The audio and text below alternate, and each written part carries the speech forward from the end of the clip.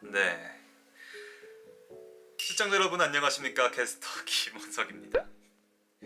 라고 현장을 나가면 항상 오프닝을 하곤 하는데 이게 또 집에서 이 멘트를 하게 되니까 되게 어색하네요. 아무튼 네, 이제 12월이 됐습니다. 야구 시즌은 한참 전에 끝났고 제 2년차 시즌도 거의 끝을 향해 달려가고 있는 상태죠. 야구가 끝이 나면서 전 이제 그냥 계속 백수 생활을 하고 네, 이제 야구가 아닌 다른 종목들을 준비를 할 때가 됐습니다. 작년에도 이맘때 레이싱 종목에 들어갔었고 또 족구를 한 3월쯤까지 계속 했었죠. 올해는 겨울 때 이제 볼링에 들어가게 됐습니다. 볼링을 실제로 또 중계를 하고 왔고요.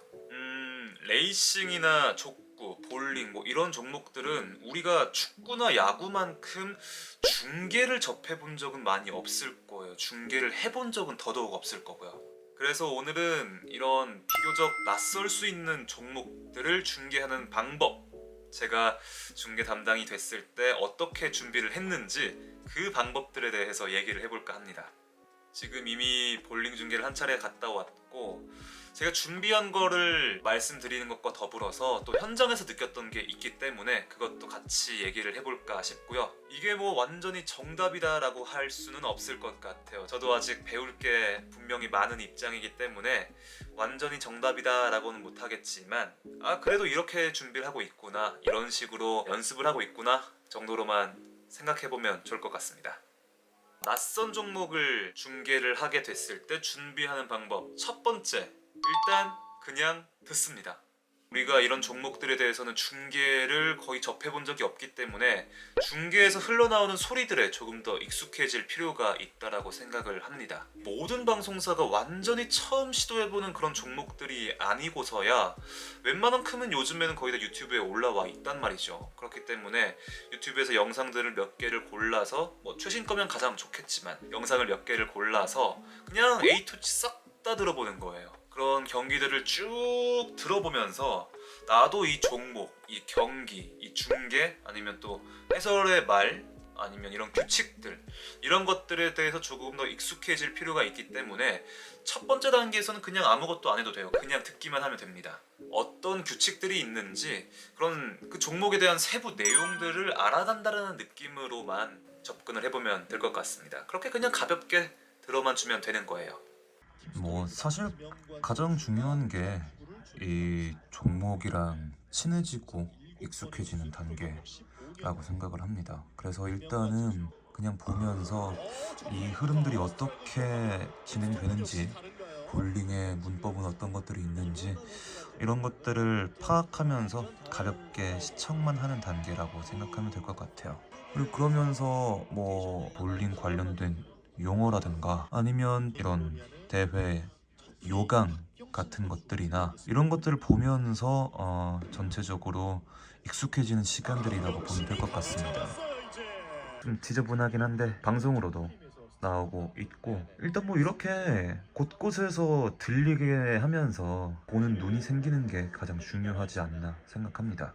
그리고 이제 어느 정도 귀가 좀 익숙해졌다, 귀가 트였다, 해설이나 캐스터가 하는 말이 이제 뭔지 좀 알 것 같다 하면은 두 번째 단계로 넘어갑니다. 두 번째 단계는 캐스터와 해설의 멘트를 모두 다 받아 적는 겁니다. 아까 첫 번째 단계에서는 그냥 듣기만 했었잖아요. 근데 이번에는 어떤 상황에서 어떤 멘트들이 나오는지 모든 말들을 싹 다 적어보는 거예요. 해설의 말들은 그냥 요약 정도로만, 캐스터의 말은 모조리 한 톨도 틀리지 않고 정말 다 적어보는 거예요. 그리고 여기다가 음성적인 요소들까지 추가를 해보는 거죠. 예를 들면 볼링 같은 경우에는 공이 레인에 떨어지는 그 소리, 쾅 하는 소리가 있을 테고, 또 공과 핀이 만나서 꽝 하는 그런 깨지는 소리들도 분명히 있을 거란 말이죠. 이런 모든 소리들을 원고에다 똑같이 다 적어 놓는 거예요.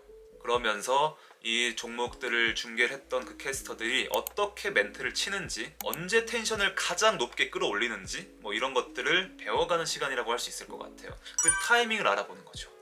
사실 이게 시간이 정말 많이 걸리기도 하고 좀 많이 귀찮기도 해요. 타자가 엄청 빠른 경우가 아니고서는 이게 분명히 말 속도를 따라갈 수가 없어가지고 밀리게 된단 말이에요. 그러면은 결국 또 다시 영상을 뒤로 감기 했다가 또 다시 받아 적고 다시 받아 적다가 또 빨라지면 또 다시 뒤로 갔다가 또 다시 받아 적게 되고. 그러면 왔다 갔다 하는 시간도 있기 때문에 그 중계가 실제로 있었던 그 듀레이션보다 훨씬 더 많은 시간들을 소요해야 될 수밖에 없을 거예요. 그런데 이걸 하면서 표현들에 조금 더 익숙해지고 아니면 몰랐던 용어들이 나왔을 때는 그걸 검색하면서 내 걸로 만들 수가 있을 테고, 또 해설의 말을 요약하고 정리하면서 그 경기, 그 종목에 대한 이해도를 훨씬 더 높일 수 있는 단계가 되거든요. 그러면서 내가 언제 어떤 말을 해야 할지 그 말감들도 모아 놓는 거죠. 그리고 한 상황에서 분명히 한 가지의 표현만 존재하진 않을 거란 말이죠. 여러 가지의 말들을 한 상황에 녹여낼 수 있을 건데 그런 말감들을 다 모아두는 단계라고 보면 될 것 같아요. 그렇게 쭉 다 받아 적었을 때 내가 이 중계에 대한 이해도가 훨씬 더 높아질 수 있기 때문에 이 단계만큼은 가장 귀찮지만 가장 시간이 많이 들지만 가장 필요한 단계라고 할 수 있을 것 같아요. 영상을 직접 보면서 선배들이 어떤 말씀을 했는지, 어떻게 준비를 했는지 쭉 다 적어보는 거죠. 해설위원들의 말씀은 그냥 이런 정도로 가볍게 이 정도로 적어놓고 캐스터의 말만 일단 쭉 다 받아 적어놓고 있는 단계입니다. 이걸 적게 되면서 실제 볼링 중계할 때는 어떤 용어들이 많이 쓰이는지, 아니면 어떤 상황에서 어떤 멘트를 주로 하시는지 이런 것들을 파악할 수 있기 때문에 사실 이 단계가 시간이 가장 많이 걸리겠지만서도 가장 중요한 단계라고 생각을 해서 이 풀경기 25분 정도가 되는 시간의 경기를 모두 다 받아 적어 보려고 합니다. 가장 귀찮은 작업이긴 하지만 귀찮기 때문에 경험치도 정말 많이 들어오는 단계이기도 해서 이때의 단계가 무조건 필요하다라고 생각합니다. 다 끝났습니다. 확실히 이걸 그냥 들을 때랑 글로 쓰면서 멘트 하나하나 신경 쓰면서 듣는 거랑 확실히 다른 느낌이 있어요. 이거 보면서 이런 내용들이 나왔었거든요. 근데 이게 뭔 말인지 몰랐어가지고 한번 찾아보기도 했었거든요. 이렇게 확실히 이렇게 나왔던 내용들을 알아가면서 정리를 하는 것만 해도 충분한 많은 대비가 된다라고 생각을 합니다. 그렇게 딕테이션이 어느 정도 모이면서 이제 내가 어느 정도 이 종목의 중계에 익숙해졌을 거란 말이죠. 그러면 이제는 세 번째 단계 넘어와서 실전 연습을 해보는 겁니다. 아까 딕테이션 했던 그 영상을 그대로 가지고 와서 이제는 내가 내 목소리로 내 방식대로 표현을 해보는 거예요. 중계를 해보는 거죠. 이게 소리를 켜고 하는 방법이 있고 또 끄고 하는 방법이 있어요. 각각의 차이점이 있는데 먼저 소리를 켜고 했을 때 같은 경우에는 예를 들자면 수학 문제를 풀 때 옆에다가 답안지를 펼쳐놓고 하는 그런 느낌? 물론 이게 수험생 입장에서는 썩 좋은 방법이라고는 할 수는 없겠지만 중계 연습할 때는 이게 필요한 것 같아요. 제가 봤을 땐 캐스터들이 했던 멘트들을 그대로 쉐도잉하면서 따라해봐도 좋고요. 그게 아니라면 그냥 내 방식대로 쭉 흘러가도 좋고요. 그리고 해설위원들이 했던 말을 내가 받아와서 정리를 하고 다시 끌고 가는 그런 호흡적인 문제도 이 단계에서 소리를 켜고 하면 해결할 수 있기 때문에 갖가지 종합적인 연습들을 해보는 거죠. 그리고 소리를 끄고 할 때는 온전히 내 멘트에만 신경을 쓸 수가 있어요. 경기 시작과 끝까지 내 목소리로만 여기를 채우다 보면 이 흐름들을 어떻게 살려줄 것인가에 대한 것들이 좀 보일 수가 있거든요. 그리고 분명히 중계를 하게 되면은 말이 없는 구간들이 생기게 될 건데 소리를 끄고 연습하면서 전체적인 부분들을 다 채워가다 보면은 그 말이 없는 구간에서도 이렇게 침묵을 지키는 것도 또 하나의 방법이 될 수가 있겠구나, 아니면 침묵이 너무 길어질 때는 이런 식으로 또 끌고 가야겠구나 하는 것들을 배울 수가 있기 때문에 소리를 켜고 하는 거, 소리를 끄고 하는 거 두 가지 다 해봐야 된다라고 생각을 합니다. 각각의 장점들이 다 있기 때문에 여러 번 반복을 하면서 조금 더 전체적으로 중계 포맷에 좀 익숙해지는 게 필요하지 않나 라고 생각을 합니다. 이렇게까지 하면 세 번째 단계가 끝이 났고요. 그러면 이제 뭐 끝났어요. 그대로 중계하러 가시면 될 것 같아요. 물론 이 베이스 위에다가 선수들의 기록이나 아니면 정보, 최근 성적들 이런 것들에 대한 파악은 당연히 필요하겠죠. 그런 것들이 여러 가지가 뭉치게 됐을 때 비로소 중계가 풍성해질 수 있는 거기 때문에 선수에 대한 내용도 분명히 준비를 해야 합니다. 누가 나오고 어떤 기록이고 어떤 특징들이 있는지 이런 것까지도 세세하게 다 정리를 해야 합니다.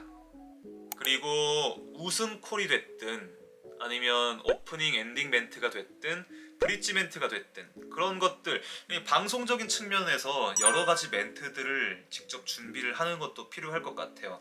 현장에서 생각하려면 진짜 정신이 없거든요.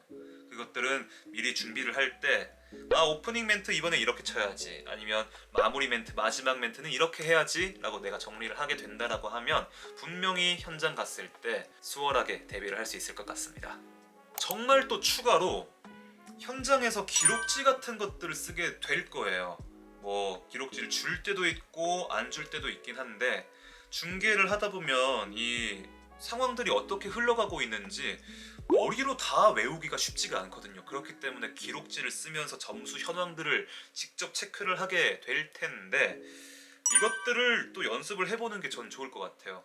제가 이번에 갔을 때 이 기록지 적는 법을 미처 준비를 못하고 갔었는데 생각보다 너무 정신이 없는 거예요. 그래서 분명히 이 선수가 뭘 했던 것 같은데 몇 프레임 때 어떤 레인에서 어떤 상황이 있었는지를 모르겠는 거예요. 기억이 안 나는 거죠. 그래서 빠르게 이 기록지 포맷을 만들어서 어느 정도 연습을 한 뒤에는 그래도 조금은 낫더라고요. 그 뒤에서야 조금 중계가 안정감이 생겼던 느낌? 그런 것들을 받았어가지고 기록지를 한번 써보는 것도 좋은 연습이 될 것 같습니다. 뭐 포멀하지 않아도 돼요. 뭐 그건 나만 볼 건데 어디 제출할 것도 아니고 나만 볼 거니까 그냥 내가 알아볼 수 있는 정도로만 정리를 할 수 있는 그런 형식이 갖춰져 있다. 그 정도만 돼도 충분히 뭐 현장에서 여유롭게 준비를 할 수 있을 겁니다.